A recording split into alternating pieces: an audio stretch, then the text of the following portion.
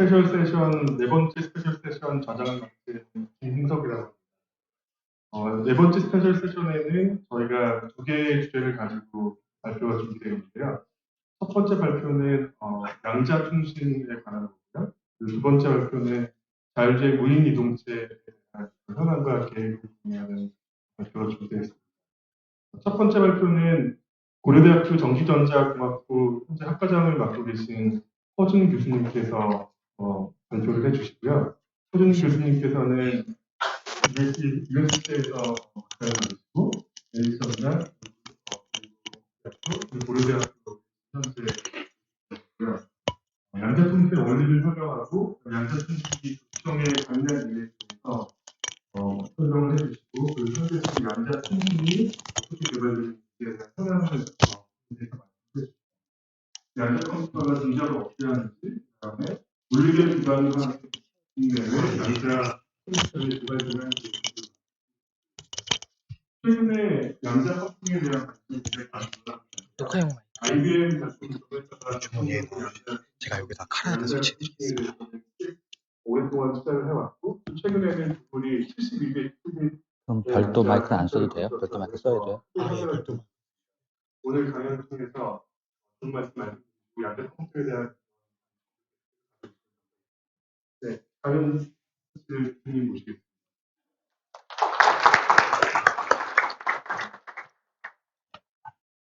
예, 좌장님 소개해 주셔서 감사하고요.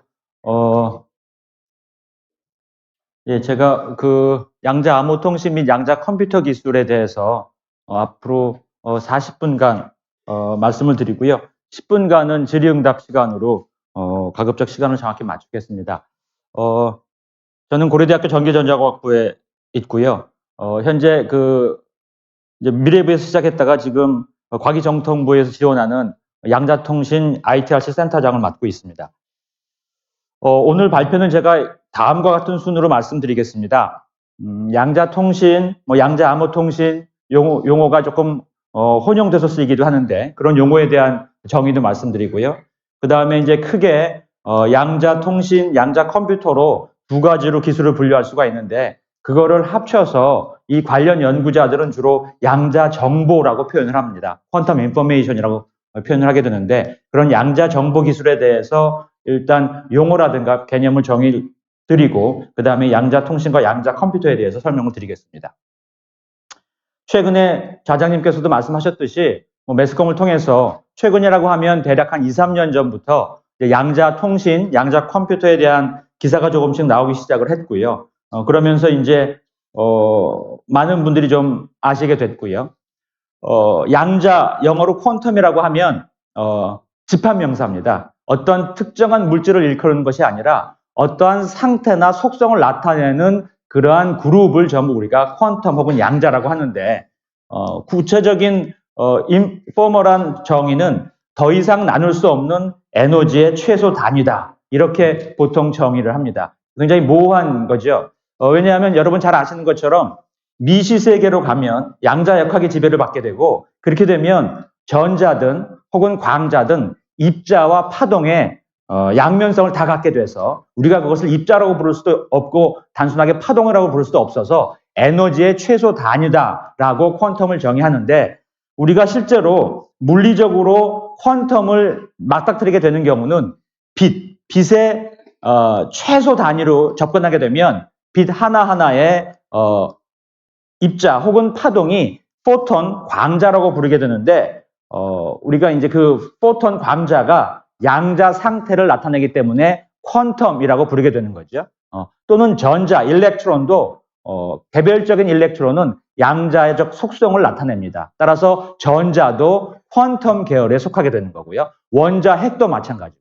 그래서 일정하게 특정한 양자적 속성을 나타내는 그러한 물리적인 입자나 파동 그런 단위들이 전부 퀀텀이라고 하는 집합 안에 속하게 됩니다. 이따가도 말씀드리겠지만 그럼에도 불구하고 광, 입자, 포톤과 다른 물리계 입자는 많이 다른 속성을 가지고 있어요. 이 에너지의 최소 단위이기 때문에 주변의 온도라든가 중력이라든가 지구 자기장에 매우 민감하게 반응을 합니다. 왜냐하면 온도도, 자기장도, 중력도 모두 다 에너지이기 때문에 그러한 에너지들이 아주 작은 에너지에게 굉장히 큰 간섭, 인터피어런스를 주게 되는 거죠. 그래서 양자 상태를 우리가 원하는 형태로 계속 유지시키기가 매우 어렵습니다. 그래서 이제 소위 말하는 양자 컴퓨터들이 매우 덩치가 커지게 되고 절대 온도로 낮추게 되고 뭐 그런 것들이 벌어지게 되는데 광자, 포톤만 양자 상태가 상온에서 유지됩니다. 따라서 양자 통신은 하나의 거리에서 또 다른 거리로 멀리 전송해야 되는데 그 전송 과정 중에 계속해서 양자 상태가 유지돼야 되기 때문에 상온에서 그렇기 때문에 양자 통신에서는 포톤이 주로 사용되고요. 그 외에 양자 컴퓨터는 이따 말씀드리겠지만 포톤이 아닌 다른 것들이 더 많이 응용되고 있습니다. 양자적 특성을 양자 역학에서 분석하기를 대략 이제 고전 역학, 우리가 보통 말하는 뉴턴 역학과 다른 속성을 크게 네 가지로 봅니다. 중첩성, 불확정성, 비가역성, 얽힘 현상. 그렇죠? 이 네 가지 속성이 전부 혹은 일부 적절하게 활용돼서 이제 양자 정보 기술을 구성하게 되는데 오늘 우리가 얘기하게 될 양자 통신도 이러한 기술들의 전부 혹은 일부를 활용하게 되고요. 양자 컴퓨터도 전부 혹은 일부를 활용하게 됩니다. 제가 전부 혹은 일부라고 말씀드리는 이유는 양자 통신에도 여러 가지 프로토콜이 있습니다. 우리 이동통신에도 이동통신 방식이 여러 가지 있듯이 양자 통신에도 여러 가지 방식이 있는데 그 중에서 좀 쉬운 방식은 얽힘이라고 하는 현상을 이용하지 않은 채 양자 통신을 하기도 하고요. 조금 더 어려운 방식으로 하지만 구현은 어렵지만 다른 장점이 있는 형태로 프로토콜 가게 되면 얽힘을 활용해서 양자 통신을 하기도 하고요. 이 세 가지 중첩성과 불확정성과 비가역성은 지금 당장 활용 가능한 속성인데 반해서 얽힘은 상당히 활용하기가 어려운 속성이고요. 잘 아시는 것처럼 양자 역학이 1900년도 막스 플랑크가 플랑크 상수를 발견하면서 이제 1900년대가 자연과학 하시는 분들에게는 양자 역학의 시대라고 우리 ICT 하는 사람에게는 IT의 시대지만 자연과학 하시는 사람에게는 1900년대는 양자 역학의 세대였는데 여러 가지 양자 현상들이 아시는 것처럼 아인슈타인이나 보어라든가 하이젠버그에 의해서 1920, 30년대에 대부분 정립이 되는데 이 얽힘 현상은 훨씬 후에 밝혀졌고 1990년대에 들어서야 얽힘이라는 현상이 우리 공학적으로 혹은 기술적으로 활용 가능하겠구나라고 밝혀지게 됩니다. 따라서 이 나머지 세 개에 비해서 얽힘은 상당히 좀 활용하기가 어려운 형태라고 기억해 주시면 되겠고요. 암호 시스템과 양자 컴퓨터는 추후에 계속 말씀을 드리겠습니다. 몇 가지 용어를 먼저 정의를 드리면은요. 양자는 아까 말씀드렸듯이 퀀텀은 더 이상 쪼갤 수 없는 에너지의 최소 단위고 양자 상태는 그러한 고유한 상태를 나타내는 그러한 그 스테이트를 말하고요. 양자 정보는 양자 물리학에 기반해서 아까 말씀드린 양자 상태, 그렇죠? 물리적으로 존재하는 상태죠. 거기에다가 수학적인 툴을 우리가 수학자들이 개발을 했습니다. 양자 연산자라고 하는, 그렇죠? 더하기 빼기 곱하기 나누기가 우리 대수적인 연산자이듯이 양자 상태에 대한 오퍼레이션을 수학적으로 모델링을 했는데 그런 걸 이제 양자 연산자라고 하고요. 그 수학적인 툴을 이용해서 물리적인 현상을 표현하게 되고 그걸 궁극적으로 저희 같은 엔지니어들은 공학적으로 활용하겠다라는 분야가 이제 양자 정보 기술의 분야입니다. 양자 통신은 양자 암호 통신과 보통은 interchangeable 혼용해서 씁니다. 엄밀히 말해서 잘 아시는 것처럼 통신은 A라는 곳에서 B라는 곳으로 원하는 정보를 전송하는 건데 양자 상태가 되든 혹은 다른 상태가 되든 정보를 양자적 속성을 이용해서 전송하면 모두 양자 통신의 범주에 속한다고 말할 수 있을 겁니다. 그러나 현재 당장 구현 가능하고 우리에게 실익을 주는 그 양자 통신 중에서 부분은 암호에 적용하는 부분이기 때문에 양자 암호 통신이 실제로 실용 가능한 현재의 기술이고 양자 암호 통신이 양자 통신의 부분 집합임에도 불구하고 현재에는 두 가지가 거의 같은 용어인 것처럼 사용하게 되고요. 양자 암호 통신을 다른 말로 영어로는 Quantum Key Distribution, QKD라고 부릅니다. Quantum Key Distribution이라고 하면 사실은 그 의미가 더 정확한데 양자 키 분배가 되는 거죠. 퀀텀 키 디스트리뷰션. 그래서 뒤에 말씀드리겠지만 엄밀히 말하면 양자적 통신은 키를 양자적 속성을 이용해서 분배하는 기술에 국한되어 있는 것이다라고 말씀드릴 수 있고요. 양자 컴퓨터는 또 추후에 말씀드릴 거니까 시간 관계상 여기선 건너뛰겠습니다. 잠깐 우리나라에서 많은 분들이 매스컴에서 최근에 양자를 접하셨지만 2012년부터 나름 정부가 준비를 해왔습니다. 2012년에 지식경제부에서 그 당시 양자정보통신기술이 10대 IT 기술이다라고 선포한 바가 있고요. 2014년도에 한국과학기술평가원에서 양자정보통신기술이 우리나라를 먹을 살릴 수 있는 미래 유망 10대 기술이다라고 지정한 바 있고요. 그것에 힘입어서 2014년도에 범부처로 우리나라 양자정보통신 중장기 발전 계획이 수립됩니다. 저도 뭐 직간접적으로 참여했는데 뭐 이때 수립이 되고요. 재작년부터 시작해서 작년 동안 계속 양자 정보통신 혹은 양자 컴퓨터 쪽에 국가 R&D 예산이 좀 필요하다라고 해서 예비 타당성 조사를 시작했는데 아쉽게도 지금은 굉장히 부정적인 상태입니다. 지금 이제 양자 정보 기술을 연구하는 또 응용하는 입장에서는 크게 세 가지를 봅니다. 통신 쪽, 그 다음에 측정, 계측 쪽, 또 하나는 컴퓨팅 쪽. 그래서 통신과 컴퓨팅은 오늘의 주제이기 때문에 반복해서 말씀드릴 거고요. 하나 오늘의 주제에서 벗어난 것이 뭐냐 하면 계측 쪽입니다. 양자 센싱이죠. 퀀텀 센싱. 그래서 이제 자율주행 자동차든지 혹은 IoT든지 점점 센서의 중요성이 더 각광을 받게 되는데 양자 센서라는 뭐냐면 아까 말씀드렸듯이 양자가 매우 작은 에너지 상태이기 때문에 외부 간섭으로 매우 취약합니다. 쉽게 흔들리는 거죠. 그런데 센서가 뭔가를 곰곰이 생각해보면 센서는 외부의 변화를 아주 민감하게 반응하는 것이 센서가 하는 역할인 거죠. 그래서 양자 센서를 만들게 되면 외부의 작은 변화에도 얘가 쉽게 감지할 수 있다. 즉 현재의 센서의 프리시전을 훨씬 더 높일 수가 있다라고 믿고 연구하고 있는 분들이 있으십니다. 가장 대표적인 성과가 중력 센서입니다. 중력 센서가 매우 잘 이루어지면 GPS라든가 이런 데 활용할 수가 있는 거죠. 그래서 이제 그런 분야도 저희가 눈여겨볼 필요가 있다고 말씀드리고요.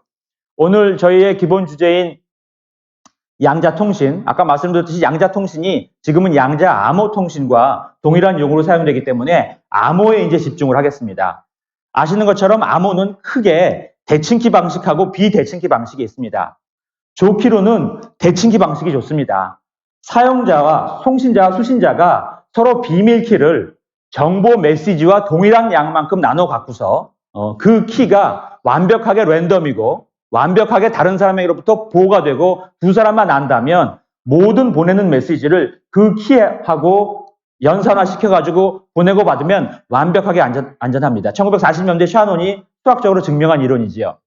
그런데 두 가지 문제가 있습니다. 과연 우리가 보내는 메시지만큼의 많은 양의 키를 지속적으로 랜덤하게 완벽하게 생성해낼 수 있느냐 문제와 두 번째, 송신자와 수신자가 그렇게 많은 데이터를 다른 사람의 도청, 위험 없이 완벽하게 나눠 가질 수 있느냐 하는 두 가지 문제가 있는데 특히 두 번째 문제가 이 대칭키를 실생활에 사용할 수 없도록 만드는 요소지요. 실제로 이베스트로핑, 도청에 취약할 수밖에 없다는 거죠. 그 키를 어떻게든 보낸다고 했을 때 키로 이미 암호화된 메시지가 아니라 키 자체를 어떻게 상대방에게 전달할 것이냐. 그것도 랜덤하거나 완전히 랜덤하거나 거의 랜덤한 키를. 그래서 현실적으로는 좋음에도 불구하고 많이 활용이 되지 못하고 일부 암호 시스템이 활용이 되죠. 대표적으로 AES 시스템 같은 것이 대칭키 방식이고요. 반면에 비대칭키 방식은 이렇게 키를 송수신자가 공유하는 필요성을 애당초부터 없앱니다. 그러면 매우 편하게 되니까요. 그래서 이제 퍼블릭 키라는 개념을 도입하게 되고 비대칭키를 통해서 보완하게 되는데 잘 아시는 것처럼 대표적인 게 RSA 방식인데 얘의 안정성은 뭐에 보장되어 있냐면 이 보안을 뚫으려면 매우 빠른 연산이 필요하다. 매우 복잡한 연산이 필요하다. 예를 들면 지금의 가장 빠른 컴퓨터로도 한 1000년 걸린다. 그러면 1000년 후에 그 키를 풀어봐야 지금 사람들은 다 살고 있지도 않으니까 안전하다라는 연산 복잡도의 안정성에 근거하고 있는 게 이 비대칭키 방식입니다. 그런데 그 어떤 연산 복잡도냐 하면 여러 가지 연산 복잡도가 있을 수 있는데 선택된 것이 뭐냐 하면 매우 큰 수의 소인수 분해를 하는, 매우 큰 수의 소인수 분해를 할 수 있다면 그 키를 알아낼 수 있고 그 열쇠를 열 수가 있는데 매우 큰 수의 소인수 분해를 아주 짧은 시간에 효과적으로 할 수 있는 수학적 알고리즘이 밝혀져 있지 않습니다. 현재까지 나와 있는 것으로 해도 아까 말씀드렸듯이 매우 오랜 시간이 걸리는 거죠. 그래서 상당 기간 그것이 안전하다고 믿고 사용돼 왔는데 1990년대 중반에 피터 쇼우라는 사람이 그 당시는 양자 컴퓨터라는 것이 아직 물리적으로 나오지도 않았지만 아까 말씀드렸듯이 물리학자들이 양자 역학을 연구해서 양자적인 상태를 연구하고 있었고요. 수학자들이 양자 연산자라는 툴을 마련해서 물리적인 현상을 모델링하고 어널리시스를 하기 시작을 했습니다. 그렇다면 이제 실제로 우리가 컴퓨터는 없지만 컴퓨터가 나왔다는 가정하에 양자 역학의 현상과 양자 연산자를 오퍼레이션 했을 때 어떤 결과를 우리가 얻을 수 있는지를 90년대 중반부터 사람들이 예측하기 시작을 했고 그 중에 하나가 요행히도 매우 큰 소인수 분해가 양자 연산자를 통해서 양자 컴퓨터로 구현이 되면 지수함수적으로 현재 컴퓨터보다 지수함수적으로 빨라진다는 것을 증명해 버렸어요. 그게 1995년 6년 때 얘기입니다. 그러고 나면 하지만 그건 수학적인 증명일 뿐이니까 양자 컴퓨터가 가시화되어 있지 않은 상황이었고요. 다만 양자 컴퓨터가 아니라도 그 어떤 컴퓨터라도 소인수 분해를 매우 빨리 해낼 수만 있다면 이 비대칭키 방식은 위협받게 되는 거죠. 왜냐하면 연산의 복잡도에 근거한 안전성이기 때문에. 자, 그래서 이제 아까 요거는 뭐 똑같은 장표가 될 텐데요. 결과적으로 다시 그래서 사람들이 대칭키에 주목하기 시작을 했습니다. 비대칭키 방식은 아주 우수한 성능의 컴퓨터가 나오면 깨질 수 있으니까 그러면 원래 수학적으로 검증된 서로 키를 안전하게 나누어 갖는 대칭키 암호 방식을 하면 어떨까? 그런데 아까 말씀드렸듯이 그 키를 안전하게 나눠 갖는 것이 가장 포인트다, 여기서는. 라고 된 거죠. 그래서 이제 암호통신, 양자 암호통신을 이렇게 간략하게 정의하면 가장 맞을 것 같습니다. 기존의 암호통신이 있습니다. 기존의 암호 알고리즘이 있습니다. 지금 사용되고 있는 그 알고리즘 중에서 키 교환이 필요한 알고리즘. 일부는 키 교환이 필요 없고요. 일부는 키 교환이 필요한 암호 알고리즘인데 키 교환이 필요한 암호 알고리즘 중에서 키 교환 부분만 양자적 속성을 이용해서 도청을 막는 그러한 기술의 조합이 양자 암호통신입니다. 초창기에 양자 암호통신이 약간 과장되거나 혹은 잘못 알려져서 양자 암호통신이 기존의 암호 시스템을 완전히 뒤엎거나 완전히 대체한다고 잘못 알려진 적이 있었는데 그래서 어떤 일이 벌어졌냐 하면 암호 수학하시는 분들이 양자 암호를 매우 싫어하세요. 왜냐하면 기존의 암호 체계를 다 뒤흔들고 대체한다고 오해했기 때문에. 근데 실제는 그렇지 않고요. 아까 말씀드린 것처럼 기존의 암호 시스템 중에서 키 체인지 부분만 양자적 상태를 활용하는 것이 양자 암호 통신입니다. 그래서 실질적으로는 두 개의 공존화 구조가 돼야지만 암호가 완성이 되는 거고요. 양자 통신 간단하게 해외 기술 동향을 말씀드리면 뭐 여러 나라에서 하고 있는데 몇 가지만 찝으면 스위스의 지생이라는 물리학 교수님이 2002년에 회사를 만드세요. 양자 암호로 통신을 해가지고 양자 프로토콜을 개발해가지고 실질적으로 이제 데모도 보이고 유럽의 일부 기관에 금융기관에 설치도 하고 실제로 스위스 지방선거 온라인 투표 결과를 서로 주관정보로 주고받는데 이 시스템을 쓰기도 한답니다. 그런 식으로 매우 중소기업인데 ITQ라는 회사가 양자 통신의 원천 기술을 많이 가지고 있는데 2월 말에 우리나라 SKT 기업이 이 회사를 인수했죠.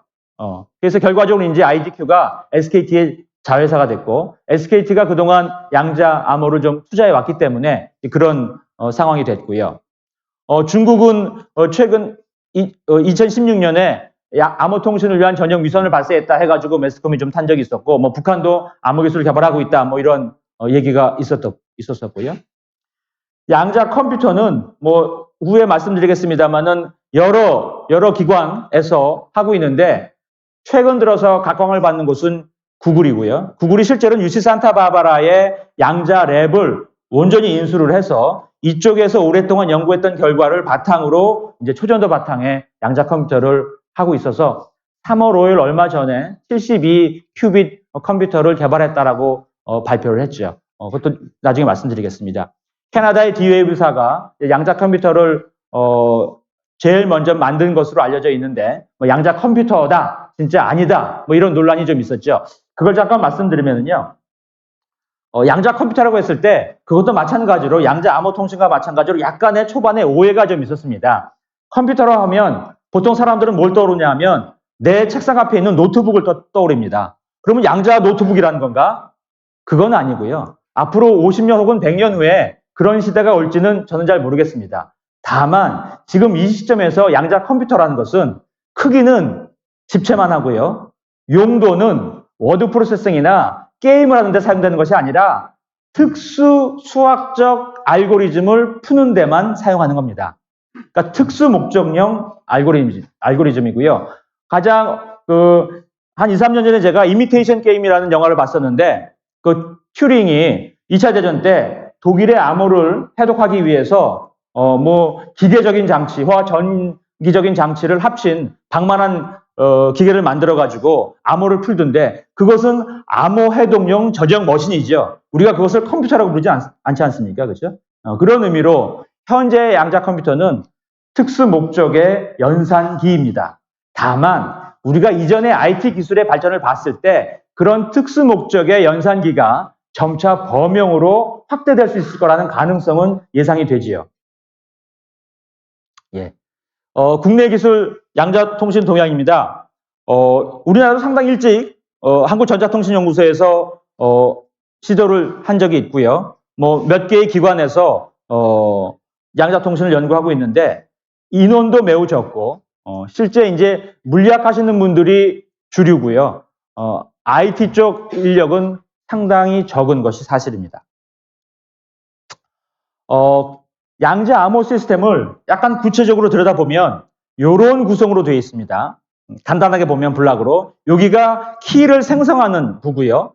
여기가 키를 받는 부입니다. 그러니까 결과적으로 이쪽이 전체적인 그 통신의 송신기고 수신기인데, 키를 실제로 생성해서 양자 상태로 전송하는 그 채널을 우리가 퀀텀 채널이라고 부르고요.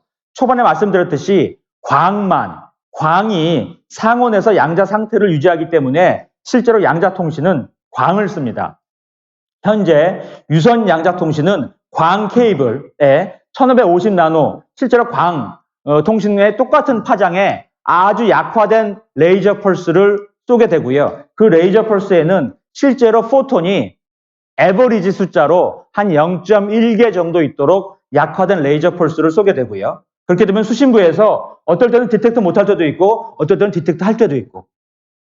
왜 그러냐 하면 포톤이 여러 개가 들어가게 되면 도청자가 포톤의 일부만 빼내고 나머지 포톤은 가던 길을 그대로 가게 해서 도청이 가능하기 때문에 실제로 포톤의 개수를 평균 개수를 1로 맞춰야 되는데 포톤을 항상 정확하게 1로 맞출 수는 없습니다. 그래서 포톤의 에버리지 개수를 컨트롤하는 방법으로 레이저 펄스를 약화시켜서 보내게 되는 이런 광 채널을 쓰게 되고요. 실제로 광을 통해서 키 정보를 보내게 되는데 그 보낸 키 정보에 서로 랜덤한 정보를 양 단에서 나눠 갖기 위해서 전처리 혹은 후처리가 필요합니다. 그 전처리 혹은 후처리는 일반 디지털 통신으로 정보를 전송해서 전처리 혹은 후처리를 하게 되는데, 그래서 저희가 보통 퍼블릭 채널이라고 부르는 요 별도의 채널이 또 필요합니다. 양자 키를 배분하기 위해서. 그래서 광 케이블이 필요하고 별도의 통신 채널이 필요합니다. 그런데 최근 들어서 이제 광 케이블이 아니라 물론 얼라이닝이 잘 된다는 가정하에 무선 양자 통신도 가능합니다. 무선이 가능하기 때문에 중국에서 이제 위성을 올린 거죠. 무선을 할 때도 마찬가지입니다. 무선은 파장 대역이 조금 다른 광자를 쓰긴 하지만 마찬가지로 광을 쏴서 송수신부가 광 채널을 통해서 키를 전달하게 되고 이 키가 양쪽에 나눠 갖게 된 다음에는 그 키 정보를 가지고 원래 보내려고 했던 데이터와 암호화를 시켜서 기존의 통신망을 통해서 보내게 되고 복호화하게 되는 거죠. 복호화할 때도 당연히 키 정보가 필요하게 됩니다. 앞에서 말씀드렸듯이 양자 암호 통신을 위해서 중첩, 불확정성, 복제 가능성 등이 사용이 되는데 이 양자 암호 통신을 설명할 때도 또 약간 주의해야 될 게 뭐냐면 도청이 원천적으로 불가하다라고 하는 말은 틀린 말입니다. 도청이 하는 것을 알아낼 수 있다라는 게 옳은 표현입니다. 도청을 원천적으로 불가능하게 만들 수는 없고요. 도청을 시도하면 수신자가 도청하고 있다는 것을 알아챌 수 있습니다. 그 원리를 잠깐 설명드리겠습니다. 1920년대, 그러니까 아까 말씀드렸듯이 1910년대, 20년대, 30년대가 양자역학이 가장 활발하게 연구되던 시절인데 1910년대에 양자역학의 이론이 발전하면서 이제 그것을 실험 물리학하는 사람들이 실험에서 그것을 증명하기 시작을 합니다. 정말 양자역학에 이런 믿을 수 없는 현상이 정말 존재하는 것인가? 왜냐하면 잘 아시는 것처럼 양자역학의 속성은 우리가 체험하는 세상과는 다르기 때문에 받아들이기가 굉장히 어렵지요. 그래서 이제 1920년대에 어떤 실험을 했냐 하면 슈테른과 게롤라우라는 두 사람이 실제로 은박지를 램프에 가열했답니다. 그러면 은원자가 거기서 이제 튀어나오게 되는데, 은원자를 싹 가이드해서 자기장을 통과하게 합니다. 자기장. 1920년대 실제 실험한 겁니다. 자기장을 통과하게 됩니다. 그 자기장을 통과하게 되면, 아시는 것처럼 전하가 띈 입자가 자기장을 통과하게 되면 힘을 받게 되는데, 힘을 받게 돼서 어느 한 방향으로 휘게 되는데, 실제로 이 원자의 입사 각도에 따라서 원자를 이제 그 당시에는 그렇게 생각을 한 거죠. 마치 지구처럼 N극과 S극이 있어서 플러스 마이너스가 있어가지고 이 축에 따라서 원자가 랜덤하게 입사하면 이 축이 있고 자기장이 있으니까 이 축과 자기장 방향에 의해서 특정 방향으로 힘을 받을 거다. 그러면 그 방향으로 휠 게 아니겠느냐라고 해서 실험을 했습니다. 그리고 이제 여기에다가 은이 딱 벽에 붙이면 여기 시커멓게 이제 흔적이 남는 그런 장치를 해서 실험을 했어요. 그래서 그 당시는 고전역학에서 예상했던 바는 뭐였냐면, 상식적으로 원자의 축 방향이 랜덤하게, 가열된 상태에서 랜덤하게 입사할 테니까 힘도 랜덤하게 받을 거고, 그렇다면 수없이 많은 원자를 계속 쏘아대면 이쪽 편에 연속적인 은 원자의 패턴이 남을 거다라고 예상을 했어요. 근데 막상 실험해 보니까 이런 패턴이 남지 않고 두 가지의 디스크리트한 패턴이 남았답니다. 그러면 이제 여기서 고전 역학적인 예상과 다른 현상이 나타나게 된 거죠. 그래서 이제 이 사람들이 추가적인 실험을 하게 됩니다. 그렇다면 은 원자를 자기장에다가 걸면 디스크리트하게 플러스 방향 혹은 마이너스 방향 두 가지 방향만 튀어나오는데 대략 절반으로 튀어나온다. 2분의 1의 확률을 가지고 이쪽으로 휘거나 이쪽으로 휘더라라는 거죠. 그게 이제 받아들일 수밖에 없는 양자역학의 현상이었습니다. 그래서 이 사람들이 한 번 자기장을 거친 것을 그 플러스 방향과 마이너스 방향의 두 방향 중에서 플러스 방향으로만 휘었던 은 원자들을 묶어서 그것들에 대해서 다시 한번 같은 방향으로 자기장을 걸어줍니다. 그랬더니 무슨 일이 벌어지냐 하면 이제 플러스 방향으로 휘었던 속성을 가진 은 원자들이었기 때문에 다시 플러스 방향으로 휘고 확률 1로, 그러니까 여기를 통과한 모든 은 원자는 반드시 여기 플러스 방향으로 나오다라는 거죠. 그건 어떻게 상식적으로 보면 이해가 되는 거죠. 이 통과한 것은 플러스 속성을 띈 놈이니까 동일한 자기장을 거치게 되면 또 플러스로 나오는 것은 우리가 예상할 수 있는 결과입니다. 그런데 이 사람들이 자기장의 축을 바꿉니다. 자기장의 축을 바꿔서 실험을 했더니 무슨 일이 벌어지냐면 아까 플러스 방향으로 튀어나왔던 전자들을 다른 자기장 축으로 걸었더니 이제 완전히 랜덤하게 2분의 1씩 튀어나오는 거예요. 뭐 그것도까지도 받아들일 수 있는데 그렇게 랜덤하게 튀어나왔던 것 중에서 어느 한쪽을 모아서 다시 맨 처음과 같은 방향의 자기장을 걸었더니 애당초 플러스 방향의 원자만 모였음에도 불구하고 중간에 한번 다른 자기장을 걸어 놓으니까 플러스 마이너스로 다시 랜덤하게 변해져 버린 겁니다. 이러한 실험을 하고 나서 이제 이 양자역학의 여러 가지 실험 중에서 이 실험이 하나인데, 제가 이 실험을 소개해 드리는 이유는 사실 양자 암호 통신의 가장 기본 원리를 의미하고 있습니다. 죄송합니다. 이 전장은 뭐냐 하면 얘가 암호 키를 생성하는 사람이고 얘가 암호 키를 받는 사람입니다.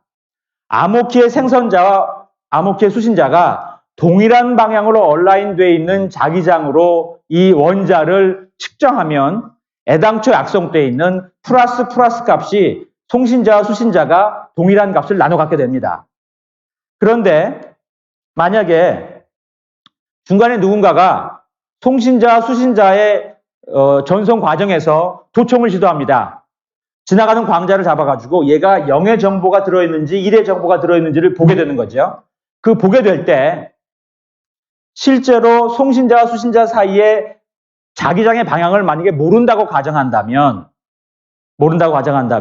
임의의 방향으로 자기장을 걸어서 측정하려고 들을 텐데, 임의의 방향으로 측정한 결과 도청자는 얘는 플러스 정보였구나 라고 예상을 하게 되겠죠.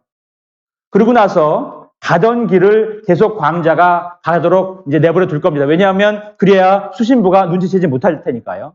그러면 수신부는 도청이 이미 한번 당한 그 광자를 가지고 아까 약속한 방향의 자기장으로 측정을 하게 됩니다. 그러면 원래는 플러스 방향으로 나왔어야만 되는 원자가 혹은 광자가 이제는 플러스와 마이너스로 2분의 1의 확률로 나오는 거죠. 그러니까 여기서 이제 여러분들이 캐치하시는 건 뭐냐 하면, 그러면 2분의 1의 확률이니까 도청자가 있어도 운이 없으면 플러스 방향으로 나오겠네요. 맞습니다. 나옵니다. 그렇기 때문에 이거를 여러 번 해가지고 마치 통신에서 파일럿 신호와 마찬가지로 얘를 통신하기 전에 비밀키를 전송하는 과정에서 얘를 매우 여러 번 합니다. 원래 약속된 패턴으로 얘가 전부 다 나온다면 전송상에 발생하는 아주 작은 에러를 제외하고 제대로 된 패턴이 나온다면 중간에 아무것도 도청하고 있지 않구나 라고 이제 안심하고 키를 나눠 갔습니다. 그런데 만약에 이쪽에서 1000개를 보냈는데 이쪽에서 한 990개는 나와야 되는데 500개밖에 안 나온다. 그러면 누군가가 도청을 시도하고 있구나 라고 판단한다는 것입니다. 그게 양자 암호 통신의 기본적인 원리고요. 그래서 도청이 원천적으로 불가하다기보다는 도청하게 되면 양자적인 상태가 달라져서 다시 랜덤한 형태로 되기 때문에 그 분포, 랜덤한 분포, 오류 분포를 가지고 도청 여부를 판단하게 됩니다. 아까 말씀드린 것은 주로 광학적인 상태를 기반으로 하는 거고요. 이 광학적 상태의 처리가 끝나게 되면 이제 일반적인 신호 처리, 디지털 신호 처리를 거쳐서 오류도 보정하고 그 다음에 일부 노출된 정보를 바탕으로 또 다른 도청 시도가 있을 수 있으니까 보안성을 강화하고 하는 이런 것들을 묶어서 후 처리라고 하고요. 그 후 처리를 끝나고 나면 비로소 이제 암호화할 수 있는 키가 생성이 됩니다. 암호 방식도 제가 가장 널리 쓰이는 것, 보통 이제 SKT에서 지금 개발하고 상용화 전 단계에 있는 것은 BB84를 약간 업그레이드한 버전이고요. 그거 외에도 여러 가지 양자 암호 프로토콜이 나와 있고요. 아까도 말씀드린 것처럼 디지털 통신도 여러 가지 방식이 있듯이 여러 가지 프로토콜이 나와 있는데 현재로서는 이게 가장 임플리멘테이션 하기가 편하기 때문에 BB84를 업그레이드한 방식으로 나아가고 있는 상황입니다. 국내 양자통신 기술 로드맵을 대략 이렇게 잡고 있습니다. 2014년도에 아까 말씀드린 것처럼 범부처 양자 정보통신 기본계획이 수립이 됐고요. 2015년도에 SKT가 가장 프리미티브한 단계에서 QKG를 시연을 했습니다. 어떻게 보면 이벤트 이정표적인 사건이었고요. 그러다 나서 이제 2016년도에 서울 분당간 시험 통신망이 구축이 되고 2018년 올해 서울 대전간 시험 통신망이 구축이 되고 향후에 이제 아직까지는 기술이 주로 원투원의 양자 통신 방식에 머물러 있는데 궁극적으로 활용이 되려면 엔투엔 방식으로 활용이 되겠죠. 이 부분은 양자 역학의 혹은 양자 정보의 영역이라기보다는 이제 정보통신의 엔지니어링의 영역이 되겠죠. 그런 부분의 기술들이 지금 필요한 상태입니다. 저희 그 고대 연구실에서 뭐 SKT만큼 리소스가 많지 않기 때문에 그런 정도의 인원과 돈을 들여서 연구하지 못합니다만 저희 나름대로 SKT와는 좀 다른 방법으로 조금 더 저가의 양자키 시스템을 임플리멘테이션 하고자 저희가 완전히 독자적으로 개발한 프로토콜은 아니고요. 기본적으로 SKT 방식은 앨리스가 통신부가 신호를 쏘고 수신부가 받는 방식인데 그 방식은 장점도 많고 단점은 동기를 맞추기가 좀 매우 어렵습니다. 그래서 이제 또 다른 쓰이는 방법이 받을 사람이 빛을 쏘고 그 빛이 보내는 사람의 거울에 맞아서 패러다이 미러 거울에 맞아서 다시 되돌아오게 되면 자기의 페이즈 틀림이라든가 이런 것들을 보정하는 이퀄라이저 하는데 도움이 되기 때문에 이러한 투웨이 방식이 실제로 이제 시스템이 좀 간단해지는 장점이 있어서 저희는 이러한 시스템을 바탕으로 고려대학교에서 구현을 해서 이 왼편에 보시는 사진이 저희 연구실과 광통신연구실의 합동으로 이제 대략 한 25km 파이버를 가지고 아까 말씀드린 투웨이 방식의 그걸 이제 저희 플러그 앤 플레이 방식이라고 하는데 그런 방식의 양자 키, 유선 양자 키 암호 시스템을 저희가 개발해서 데모를 하고 있고요. 현재는 이제 이것을 무선 방식으로 확대 적용하고 있는 상태입니다. 저희 쪽 그 키 생성률은 뭐 아주 여기까지는 적습니다. 100bps입니다. 시간당 100비트만 키가 생성이 돼요. 왜냐하면 아까 말씀드렸듯이 얘는 매우 비효율적인 프로토콜을 가지고 있습니다. 도청을 방지하기 위해서 안정성을 높이기 위해서 비효율적인 요소가 많아서 예를 들어서 SKT 같은 경우는 세계 최고 지금 키레이트가 수십 kbps입니다. 수십 kbps. 그거에 비해서 저희는 이제 100bps고 동작 주파수를 대략 높이면 키레이트가 같이 높아질 거기 때문에 수 kbps까지 만드는 것은 기술적으로는 크게 어려움이 없을 것 같습니다. 예, 그렇고요. 그래서 이제 양자 암호의 미래에 대해서 제가 감히 뭐라고 말씀드릴 그 입장은 아니고요. 다만 이런 표현이 제가 이제 찾아보니까 많이 요새 드러나더라고요. 퀀텀 레지스턴스 인크립션. 퀀텀 컴퓨터가 나올 것 같긴 한데 10년이 됐든 20년이 됐든 퀀텀 컴퓨터가 나올 것 같긴 한데 혹은 퀀텀 기술이 쓰일 것 같긴 한데 퀀텀 기술이 나와도 여전히 안전한 암호는 그럼 도대체 뭐냐? 그거에 이제 사람이 주목을 하는데 그 중에 하나가 QKD 양자 암호가 될 거고요. 수학하시는 분들은 아니다. 연산의 복잡도를 더 높이면 되는 거 아니냐? 소인수분해 정도가 아니라 훨씬 더 고난이도의 수학 문제로 바꿔버리자. 그래서 여전히 퍼블릭키 형태로 갈 수도 있다. 양자 컴퓨터가 아무리 빨라도 여전히 1000년 걸리는 문제를 만들면 되는 거 아니냐? 라는 식으로 접근하시는 것이 포스트 퀀텀 크립토그래피입니다. 그래서 이제 포스트 퀀텀 크립토그래피 용어에서 퀀텀자가 들어가지만 사실은 이 부분은 퀀텀하고는 관계없이 수학적으로 퀀텀 컴퓨터도 풀기 어려운 문제로 암호화를 하자라는 접근 방법인데 모르겠습니다. 어떤 게 더 효과적이고 답이 될지는 모르겠지만 뭐 두 개가 적절히 섞일 수도 있겠죠. 어쨌거나 퀀텀 컴퓨터의 등장을 이제 기정사실화하면서 퀀텀 레지스턴스 인크립션 그것에 대항하는 암호화 방식을 사람들이 염두에 두고 있다는 것은 사실이고요. 제가 한 10분보다 더 작은 이내에 퀀텀 컴퓨터를 말씀드리겠습니다. 퀀텀 컴퓨터는 양자역학을 이용해서 아주 빠르게 연산이 되도록 만드는 컴퓨터인데 현재 시점에서는 모든 범용 컴퓨터가 아니라 특수한 목적, 예를 들면 암호 해독. 왜냐하면 소인수분해가 매우 빠르기 때문에. 데이터 검색, 대표적인 거죠. 데이터 서치 알고리즘, 데이터베이스 알고리즘. 이런 몇 가지 분야에 있어서 기존의 컴퓨터보다 때로는 지수함수적으로, 때로는 선형적으로 빠르다라고 증명되어 있는데 대략 그 알고리즘이 한 16가지 정도 나와 있습니다. 대표적인 게 소인수분해와 데이터 검색이고요. 그런데 양자 컴퓨터가 뭔가 시스템 형태로 구성이 되려면 여러분 잘 아시는 것처럼 뭔가 알고리즘도 있어야 되는데 뭔가 그것을 오류 정정할 수 있는 양자 상태에서 쉽게 깨지기 때문에 그 깨지는 것을 계속해서 지속적으로 양자 상태로 되돌릴 수 있는 그러한 기술도 필요하고 그 다음에 지금의 이제 저희가 AND 게이트, NAND 게이트 뭐 대학에서 배우듯이 그런 식의 양자 게이트도 개념적으로 다 나와 있고 구현되고 있습니다. 그런 게이트들의 구현, 이런 것들이 모두 종합적으로 어울려져야 양자 컴퓨터가 이제 완성이 되는 거죠. 구글링 해보시면 양자 컴퓨터의 원리라든가 양자 컴퓨터의 현황에 대한 동영상이 아주 많습니다. 저도 하나를 가져왔는데 시간 관계상 그거는 생략하겠습니다. 구글 영상을 보시면 매우 잘 만들어져 있는 홍보 영상들이 많이 있고요.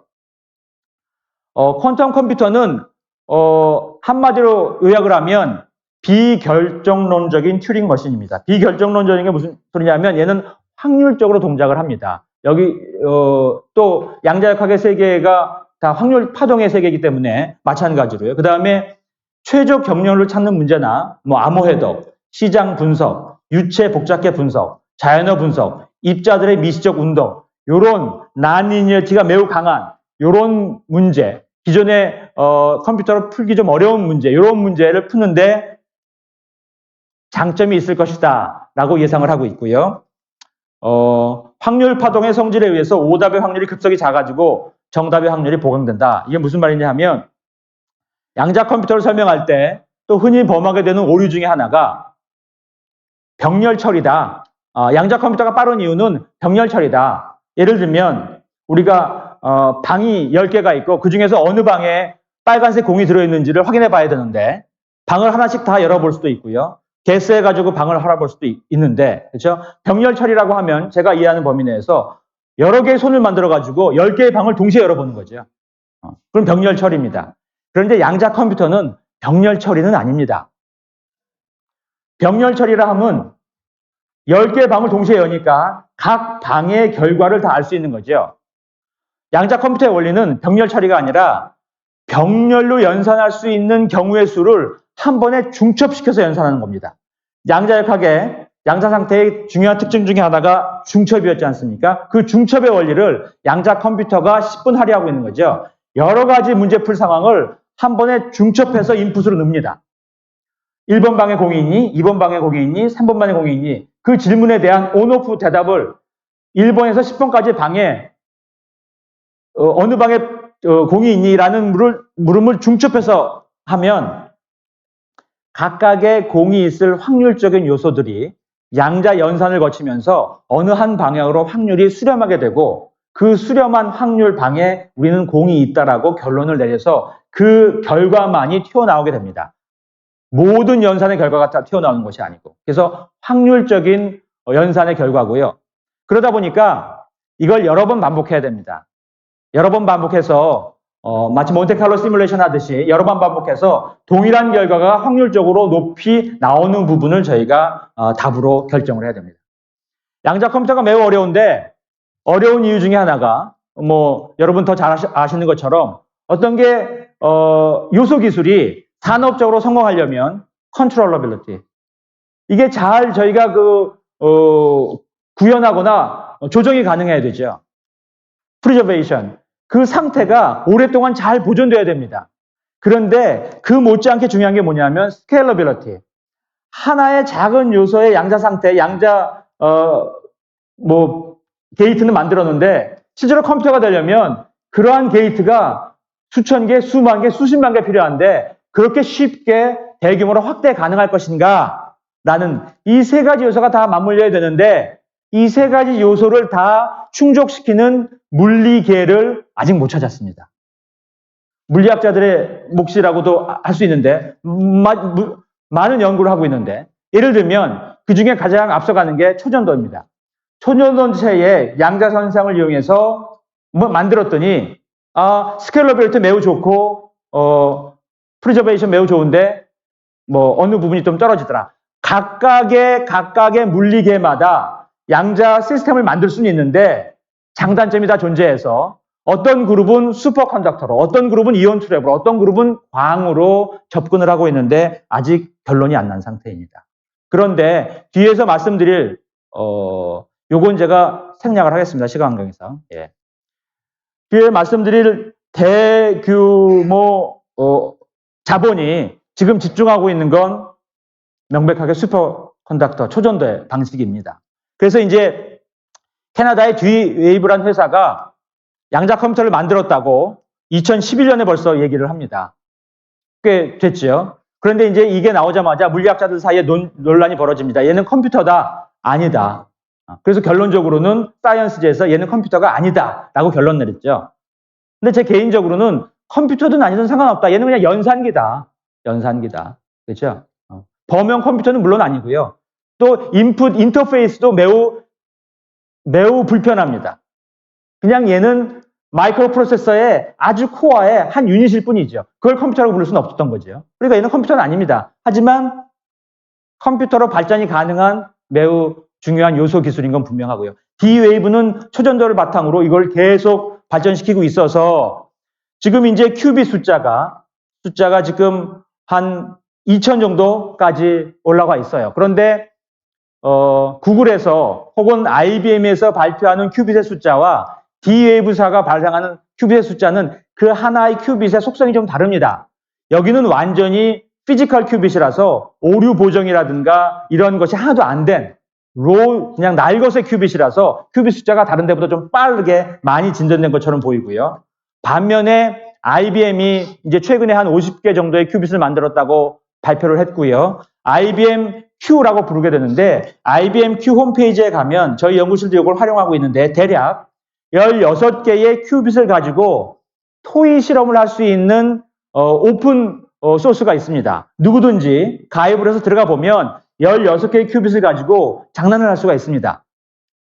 낸드 게이트에 비슷한 거를 만들어 보기도 하고 엔드 게이트 비슷한 걸 만들어 보기도 하고 그래서 이제 그렇게 되면 실제로 이게 중앙에 집집하는 머신이 있기 때문에 내가 언제 이것을 시뮬레이션 하겠다고 타임 스케줄링을 예약을 해가지고 그때 순간에 내가 그 실제 머신을 쓰게 됩니다. 설계는 내가 아무 때나 할 수 있지만 실제 그 머신은 이제 타임 쉐어링에서 쓰게 되는 거죠. 그래서 IBM이 그런 방향으로 접근을 하고 있고요. 구글이 가장 여러 가지 일을 하고 있고 이게 이제 작년 얘기인데요. 작년 말에 49큐빗을 만들겠다고 얘기를 했습니다.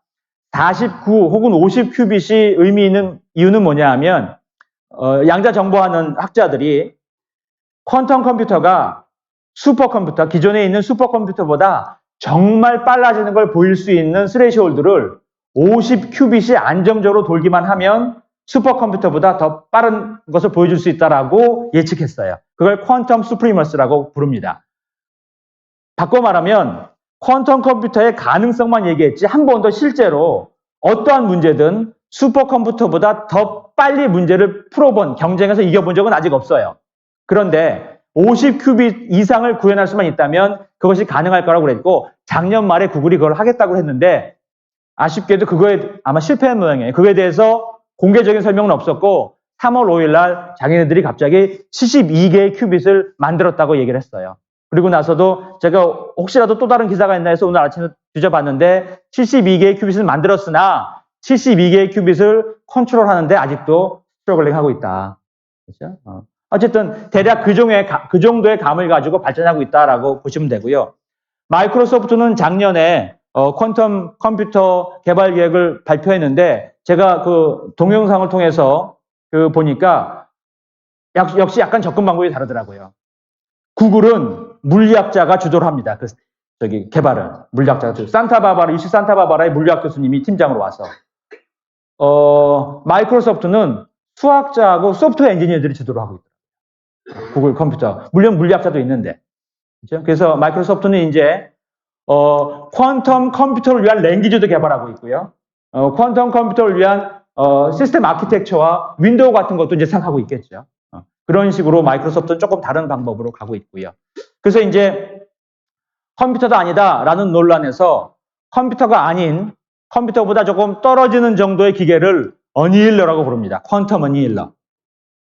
그 다음에 이제 이거는 이제 몇 개의 피지컬 큐빗만 가지고 구성이 되는 거고 로지컬 큐빗은 뭐냐면 얘의 안전적인 상태가 보장이 되는 그러니까 너무 프레자일하지 않고 안전적인 상태가 보장이 되는 것을 로지컬 큐빗이라고 하는데 그것이 이제 약 50에서 100개 사이가 되면 보통 이제 이런 일들을 할 수 있는 컴퓨터라고 되고 그 이상이 되면 이런 일들을 할 수 있는 비로소 더 큰 컴퓨터라고 할 수 있는데 지금 뭐 대략 구글에서는 70개 정도 만들었다고 주장하고 있고 IBM은 한 50개 정도 만들었다고 주장하고 있는 그런 상태라고 보시면 되고요.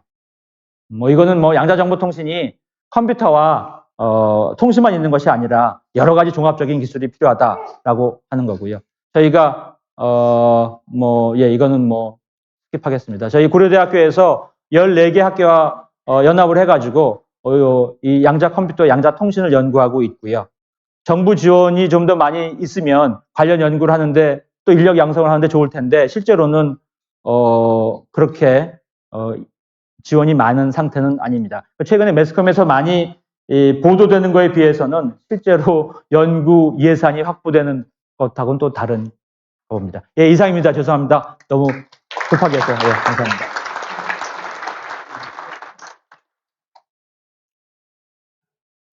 네, 양자 통신과 컴퓨팅에 대해서 설명해 주신 전학종 교수님께 다시 한번 박수드리고요. 예.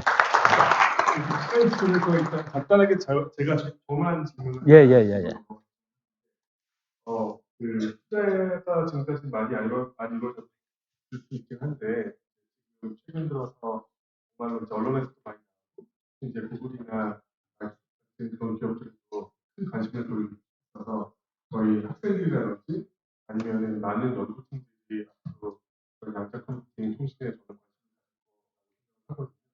근데 오늘 내용도 상당히 어렵지만은 이 양자 정보 이론이라고 하는 게 접근하기 쉬운 분야는 아닌 것 같아요. 그러면 지금 저희 학생들이라든지 연구팀들이 이 분야에서 관심을 갖고 약간 더 본격적으로 연구하기 위해서 어떻게 접근을 하는지.